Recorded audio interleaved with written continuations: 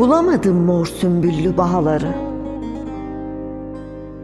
Bilemedim dost görünen düşmanı. Beyhude geçirdim güzel yılları. Bitmedi feleğin benimle derdi. Bitmedi.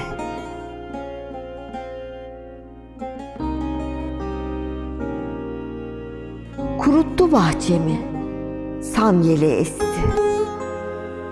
Ağzımda dillerim kendime küstü. Yıktılar dünyamı, başıma göçtü. Bitmedi benimle feleğin derdi. Bitmedi.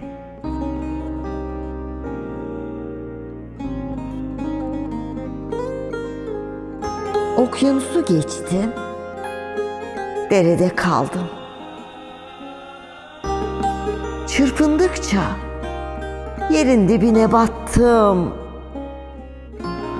Ölmeden mezara vallahi girdim. Şu garip yüzümü güldürmedin. Ölmeden mezara vallahi girdim.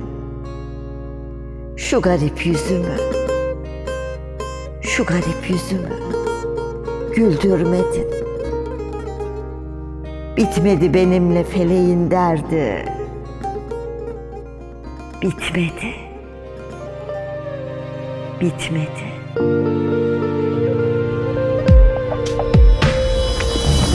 Bir derde giriftarım, diyemem ya dellere. Halimi bilseler, taşa tutar ellerini.